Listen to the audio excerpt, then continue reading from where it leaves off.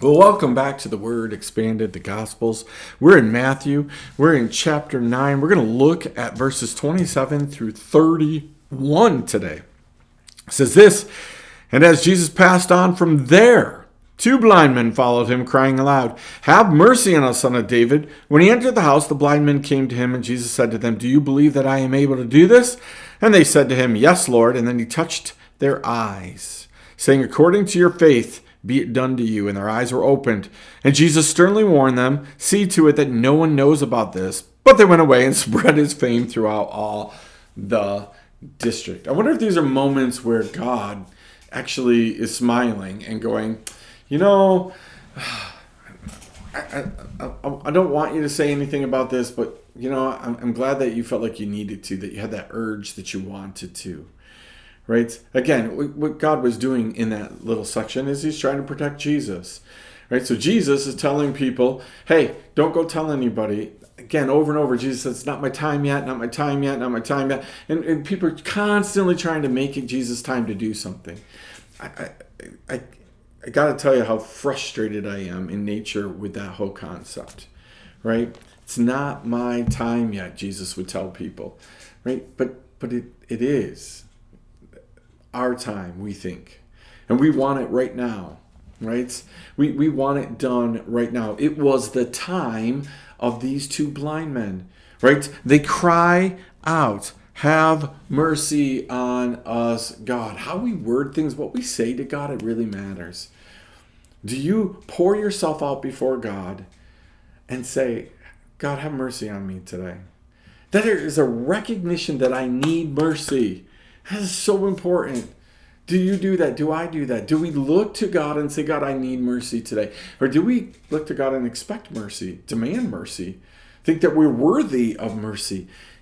Do we look at God and say, "Have mercy on me. I understand where I am today. I'm in a bad place. Please have mercy on me. Please show me mercy." And Jesus looks at them and says, "Do you believe that I'm able to do this?" That's the question, isn't it? That's where the faith is. Right? And sometimes God is waiting for us to get that faith, for our faith, right? For us to grow into our faith. Right? So that when we say he can do it, we actually believe he can do it. Listen, I struggle with this. Everybody I know struggles with this. Lord, I know you can do this, but I'm not sure that you will. I'm not sure that you want to. I'm not sure that I'm worthy of it. I'm not sure that you're going to. And so I'm trying to prepare myself. We live in this preparatory place all the time. God, I know that you can, but I'm not sure that you're going to. So I'm going to be ready for you're not going to. I live there all the time. It's hard walking up alongside families and saying, God can heal. God can do this. God can do this. But the next phrase here, it's according to your faith, let it be done.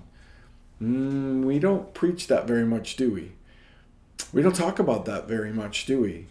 This whole idea that Jesus said, according to your faith, let it be done to you. Wow, what if God works that way? Now, again, we can't blame this on the Old Testament, right? This is New Testament gospel Jesus stuff. So what if Jesus still works this way? What if we are asking God for things, but God is looking at you and me and saying, well, it can be. You'll get as much of this as you have faith for. Could that be why some people get it and some people don't? Could that be why some people's process is long and some people's process is short? It's because it's being done according to our faith. We don't like listening to that. We don't like hearing about that. Right? It's a crazy concept. Maybe our time, the time, hasn't come yet because we're not ready for that. Maybe we haven't grown into our faith.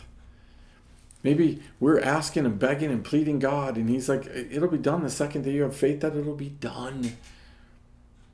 So there's a lot there for you to unpack. I could keep unpacking it, saying the same thing over and over and over and over again. But there's really no need, right? Are you crying out to Jesus? And are you asking him to have mercy on you? Realizing where you've been, what you need. And when he asks you, like, hey, what do you want? Can you tell him what you want? Do you believe that he can do what he says he can do?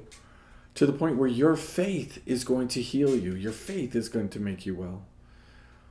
Do you believe that God is going to do what he says he's going to do? Or you're waiting? Is he waiting upon you to get there? Chew on all that. We'll see you next time right here on The Word Expanded.